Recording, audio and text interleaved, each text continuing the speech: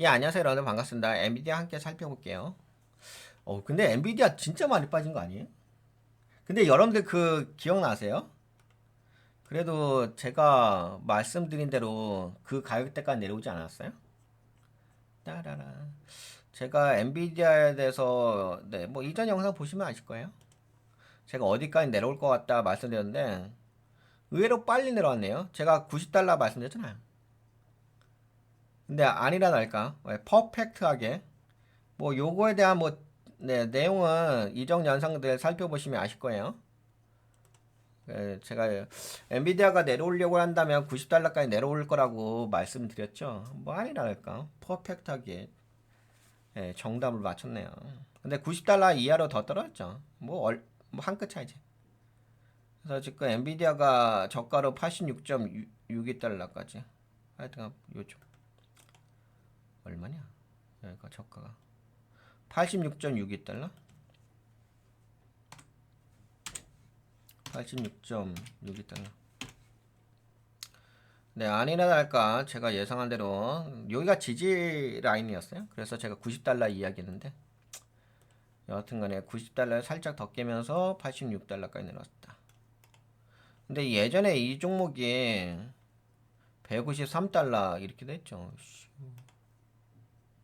이 변동성 체크해 볼까요? 변동성이 오우씨, 야 진짜 거의 75%? 70%? 야, 70%의 변동성을 갖고, 근데 진짜 많이 빠졌네. 지금 240선은 아래로도 빠졌고. 엉망이야? 근데 그건 확실하게 있네요. 이게 뭐, 엔비디아가 버블이 없을 거다. 그런 이야기가 있었잖아. 왜냐면 실적이 받쳐주기 때문에. 근데 버블은 맞죠. 엔비디아가 버블이라고 이야기할 수 있는 부분이 왜 그러냐면은, 우선은 이제 기술주 종목들은 보통 퍼 값을 멀티플이라고 하죠. 퍼 값을 높게 받아요. 높게 받은 상태에서 주가가 올라가거든요. 그래서 이제 성장주라고 하잖아요. 그러면은 그 성장성의 그 엔진 동력이 떨어지게 되면은 당연히 많이 빠지죠. 뭐 그런 관점을 보시면 될 것 같아요. 그러면은 뭐 엔비디아 자체에 문제가 있느냐 그런 것 같지는 않죠. 엔비디아 자체에 문제가 있지는 않죠. 약간 지금 상황 자체는 외부적인 상황으로 인해서 빠진 거죠. 뭐 여러분들도 아시다시피 트럼프 관세 이슈로 해가지고 빠진 거죠. 그거에 대해서는 또 자료는 올려드렸을까? 그 자료 한 개 볼까요, 여러분들? 네, 이거 다 뭐 아시다시피 블로그에 다 업로드 해드렸습니다.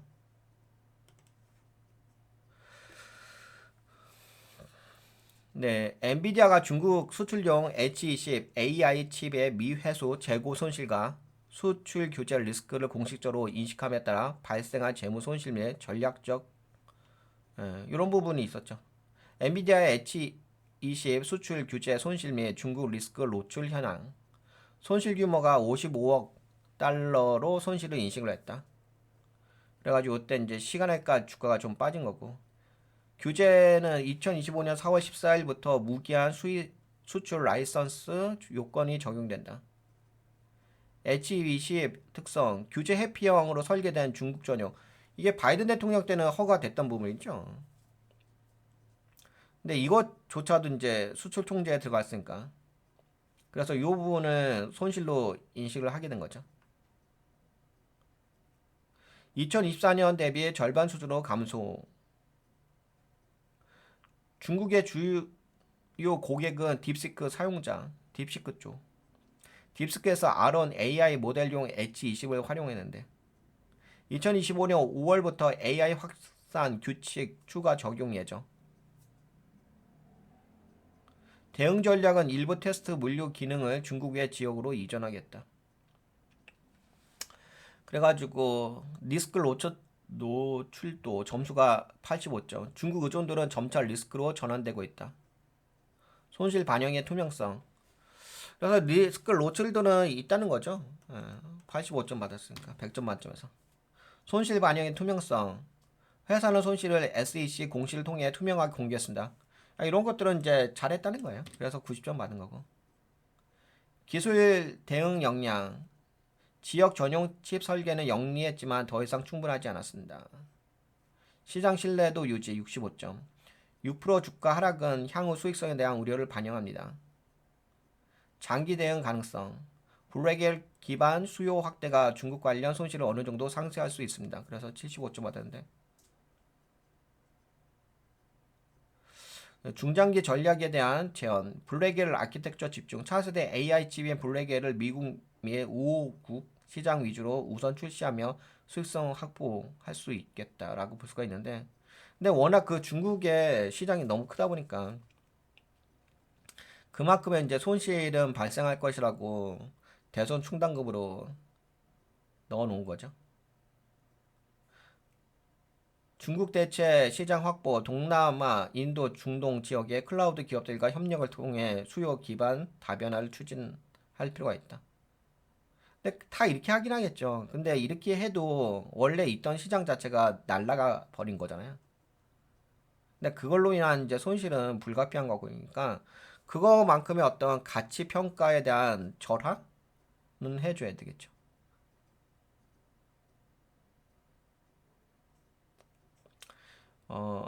2025년 2분기에는 중국 손실이 반영되어 실적 둔화 예상되나 하반기 블랙의 신제품 출시와 AI 인프라 수요 확대가 기대된다. 물론 이제 꾸준하게 AI는 발전할 거니까는 이런 뭐 미래 차세대 반도체 칩은 GPU는 팔리긴 하겠죠. 하지만 그럼에도 불구하고 중국 손실은 당장의 실적에 2분기에 반영될 가능성이 매우 높으니까 그거에 대한 가치 하락의 선반영이 주가에 지금 영향을 주었다라고 볼 수 있을 것 같아요. 그러면 어떻게 보면 이런 손실이라는 부분을 미리 선반영해 가지고 공개를 한 거잖아요. 주가에는 이런 부분이 선반영됐기 때문에 뭐 또 다른 이슈가 나오지 않는 이상 어느 정도 지금은 리스크를 반영한 차트라고 봐도 되지 않을까 싶긴 합니다. 다만 그래도 또 워낙 그 트럼프 대통령이 어떤 관세 관련된 발언이라든지 무역 장벽에 대한 정책에 있어서 실질적인 리스크가 엔비디아에게 직접적으로 다가오게 되면 또다시 추가적인 하락도 고려를 하실 필요가 있긴 하겠죠. 뭐 지금 상황이 안정화되어 있느냐라고 했을 적에 지금 상황이 안정화되어 있다고 보기는 어렵죠. 그냥 뭐 지금은 아까 그 차트 보셨다시피 그냥 기술적 반등으로 해서 올라가는 거잖아요. 이 영역 자체가. 지금 240선 아래 떨어졌고 여기 보시다시피 약 90달러 제가 말씀드렸던 위치 여기까지 정확하게 한치 오차도 없이 내려왔잖아요. 근데 이건 기본 파동이에요. 기본 파동이었기 때문에 제가 이전 방송에서 90달러 정도까지 내려올 거라고 이야기했는데 뭐 아니나 다를까 내려왔고 내려온 상태에서 반등해 줬는데 반등한 위치도 봐보세요.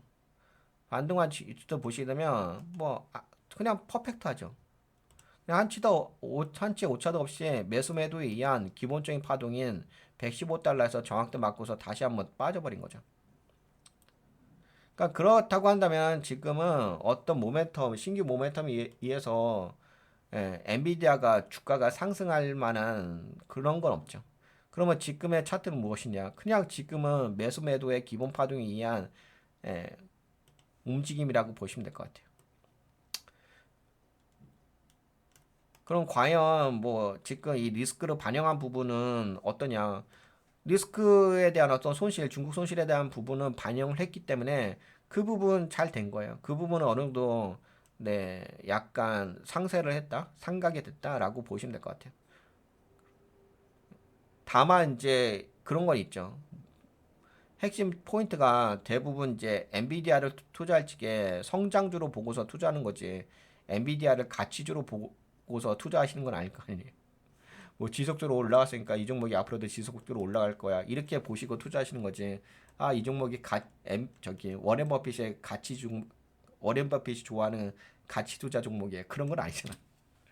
그러니까 이제 그런 관점 자체가 완벽하게 성장주로서의 의미는 좀 많이 퇴색됐다라고 봐야 되겠죠. 그러면 뭐 더 이상 엔비디아는 성장주라고 보기는 어렵겠죠. 단지 그냥 분류상 성장주인 것 뿐인 거지. 반도체 쪽이니까. 성장주라고 이야기하는 거지. 현실적인 관점으로 봤을 때는 성장주는 아니죠. 그러니까 이 종목도 그냥 박스권 범위 내에서였던 파동, 잔파동에서 움직인다 그렇게 봐야 될 것 같고. 그거 이상은 없죠. 근데 다만 이제 그런 거 있는 것 같아요. 어떤 부분이 있냐면 엔비디아가 여기 최고가인 153달러에서 86달러까지 최근에 내려왔잖아요. 근데 아까 체크해 보니까 여기가 변동폭이 70달러 아니 70% 이상이에요. 근데 70% 이상의 변동성이 있다는 것 자체는 매우 매력적이긴 하죠. 엔비디아를 투자하는 입장에서는. 왜냐면 변동성이란 것은 내가 수익을 냈을 적에 수익률의 관점에서 많은 이득을 취할 수 있는 공간의 영역이잖아요. 뭐 그렇게 본다고 한다면은 그런 매력도 있습니다. 다만 이제 아까 말씀드린 것처럼 지금은 엔비디아조차도 성장주가 아니라 가치주가 돼버려 있는 상태잖아요. 그러니까 이제 거기부터가 이제 아마 많은 이제 일반 소액 투자자분들께서 했던 투자 전략에 대한 오판이 많이 발생하긴 할 겁니다. 왜냐하면 그동안 본인이 생각했던 전략이 모멘텀 투자 전략인데 갑자기 엔비디아가 성장주인데 갑자기 가치주가 돼버려 버렸으니까 거기에 대한 적응이 안 되는 영역이 있겠죠. 근데 문제는 그거는 개인 투자자분들 본인들의 어떤 내구조의 문제인 거지. 예. 현실 인식을 잘 못하는 내구조의 문제인 거지. 그건 투자자의 문제인 거지. 예, 뭐 현실 인식을 못 하시는 거잖아. 그건 어쩔 수 없죠. 뭐 그걸 누가 인식을 사람의 생각을 바꿔줄 수 있는 건 아니니까. 예, 그래서 여하튼 간에 뭐 제가 보기에는 나쁘지는 않다고 봐요. 우선은 예, 나쁘지는 엔비디아 대해서는 안 좋게 보지는 않습니다. 어 그리고 근데 그 안 좋게 보지 않다고 보는 것은 매력적이잖아요. 우선은 뭐 펀더멘탈도 매력적이고 지금 변동폭도 매력적이고 다 매력적이죠. 그리고 이미 그 미래 손실 리스크에 대해서는 선반영이 된 부분인 거고. 물론 이제 그런 건 있죠. 아까 말씀드린 것처럼 뭐 또 미래가 어떻게 될지 모르니까 트럼프 대통령의 또 여러분들 그것도 있지 않나요? 뭐도 있냐면은 지금 트럼프 대통령의 관세 정책 중에서 저런 부분이 있어요. 반도체 쪽은 아직까지 품목별로 시행을 하진 않았거든요. 부과하는 것에서 뭐 자동차라든지 철강 이런 데는 품목별로 부과를 했잖아요. 근데 저기 반도체 쪽은 그냥 조사를 해봐라 이렇게 명령을 내린 것 뿐인 거거든요. 그러니까 지금 조사 중에 있어요. 그래서 아마 그 반도체에 대한 또 품목별 관세 부과가 아마 또 나올 거예요. 근데 지금 당장은 아니고 현재까지 제가 파악해 본 바로는 반도체 쪽의 관세 품목별 관세 부과 또 다시 하는 것은 아마 한 달 정도? 네, 한 달 오차 범위 그 범위에서 네, 반도체 관세 관련된 이슈가 또다시 부각이 될 수 있습니다. 그러면 그런 부분을 좀 고려하시고 투자 전략을 가져가셔야 될 부분이 있죠. 그리고 차트 자체도 그런 차트잖아요. 예, 그런 수준의 차트니까 그럼 뭐 그 정도 수준에서 투자 전략을 가져가면 되죠. 그러면 됐죠? 이 정도면 뭐 엔비디아에 대해서 포커싱을 잡아드린 것 같긴 합니다. 그리고 뭐 이 자료는 다 블로그에 올려드려 놨으니까 블로그에서 보시면 될 것 같고. 네, 그럼 요 정도 이야기할게요. 엔비디아에 대해서는.